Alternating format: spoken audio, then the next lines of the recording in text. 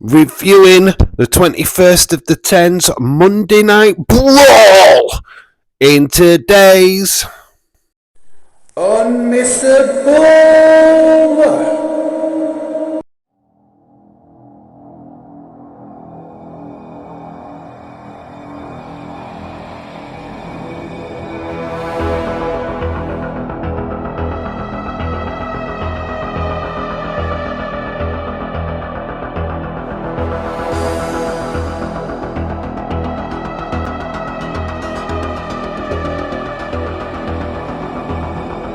Hi guys, I'm Dave in real life and welcome to today's Unmissable!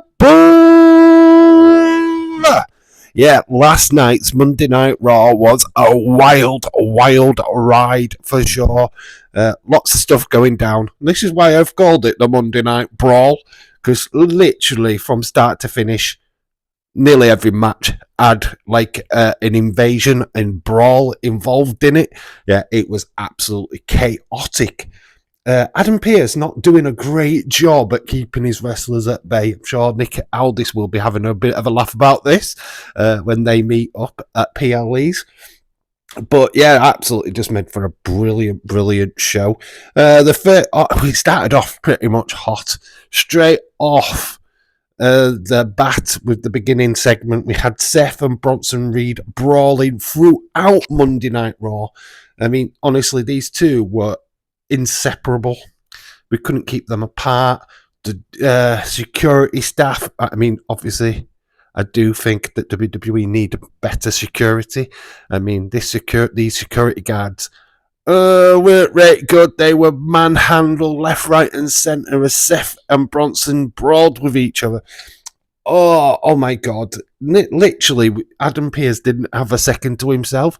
He was getting interviewed by, I think it was Jackie Redmond, and then Bronson and Seth were fighting. Then he tried to interview Seth, and then Bronson intervened. Oh, it was just carnage, absolute carnage throughout the show. Even in ring, and then we saw Bronson try and hit a Tushami on Seth on the announce desk. I mean, this was literally 5 minutes into the show. The announce desk was decimated as Seth moved out of the way and Bronson went flying through it. I mean, honestly, this was bloody carnage, absolute carnage. Yeah, I think this is the fastest an announce desk has been decimated on Monday Night Raw. I mean, literally 5 minutes into the show and it was absolutely destroyed. But this is all leading to a match at Crown Jewel. It did get made later on in the evening by Adam Pearce, who just had enough of these two brawling with each other. He said, look, you're going to take it into the ring. You're going to fight each other at Crown Jewel. Yeah, so that's what we're going to get a week from Saturday. Cannot wait. These two are absolutely going to knock chunks out of each other. It's going to be an epic brawl for sure. But this is not where the brawls ended. We'd go to Office of Pain, AOP, against The New Day. And yeah, this ended with like R-Truth getting involved, attacking The Miz, who was at ringside. And then, as they were beating down on R-Truth, the Wyatt Six intervened. What's interesting is Xavier Woods stopping Kofi making the save. I mean, it's going to keep your eyes on that, I guess. But yeah, the Wyatt Six had seen enough of the beatdown of R-Truth and decided that it was time for them to make an appearance. It has been like weeks and weeks without them being on the show. So it's good to see them back. And yeah, Miz was poised to get a meeting from Uncle Howdy, but he used Paul Ellering as a way to escape, and Ellering ended up getting a mandible claw from Uncle Howdy. I mean, it's just good to see the Wyatt Six back. But yeah, we have started off with quite a few brawls already on this show. And I wished it stopped, because we went into Damage Control versus Liv Morgan and Raquel Rodriguez, which is a match which was made on the show. That also ended up with a kind of a brawl as well, as it ended up being a no contest. as Lash Legends and Jakara Jackson got involved in the match. This is obviously was setting up their match at NXT on Tuesday night, which we will be live for. Just more interference. This show was carnage. But that is not where it ends. The main event, and let's talk about this main event because this is just the icing on the cake for me. I mean, what a main event. Literally, this is awesome chants throughout from the WWE universe.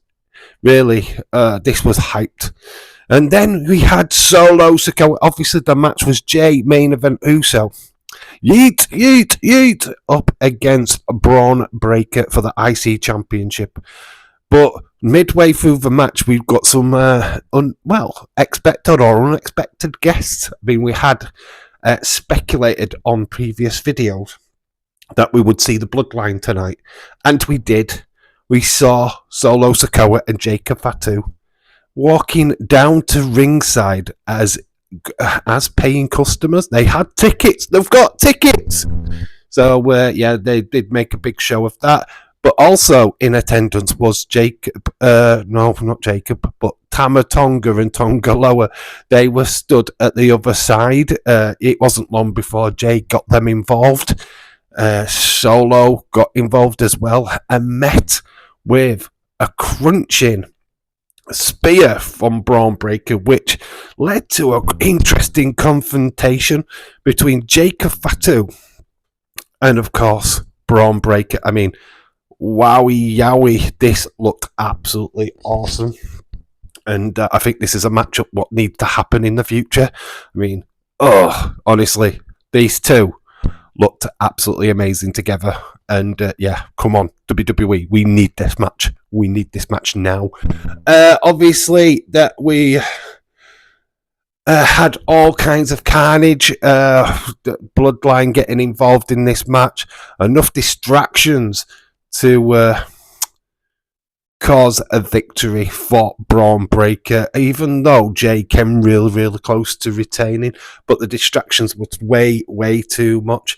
Jay losing to Braun Breaker. We have a new IC champion at the end of Monday Night Raw. Honestly, car crash Raw. Monday Night Brawl is how I call this show. I mean, this might be the future of Monday Night Raw. I don't know. I mean, we are getting closer and closer to Netflix in January. But as of now, this show was absolutely fire for 2 hours. If they'd have done 3 hours, I think they could have thrown more in, literally more in. I mean, Rhea Ripley also got involved in the Liv Morgan match, which I forgot to mention. I mean, it went all over the place. So many run-ins. I think the only match that didn't get a run-in was the LWO match against the American Maid, even though there was quite a lot of interference outside. Of course, there was Chad Gable and that.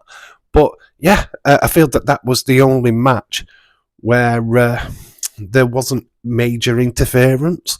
So it was a fantastic show. I give it a 7.6 on the night, and I still believe that is the right score in my mind anyway. I mean, obviously, a lot of people were a bit torn. 7.5 I think got mentioned last night.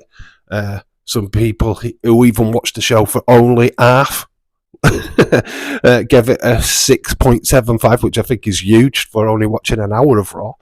But great show. Lots of stuff to talk about, and obviously that big decision now. What does Jay do? Does he retaliate? Will we see him on SmackDown? Will he join forces with Jimmy and Roman? I mean, it looks more than likely now they have got that common enemy, the Bloodline, as we are still steady build towards War Games Survivor Series. Honestly, watch this space. Honestly, Monday Night Raw, Monday Night Brawl, fantastic. Let me know what you thought of last night's show in the comment section below. Always interested to get your thoughts on what happened. And obviously there's probably even more stuff we could have talked about in this video, but I'm going to leave it there. And I've been Dave in real life. You guys have been awesome. Until the next time, bye for now.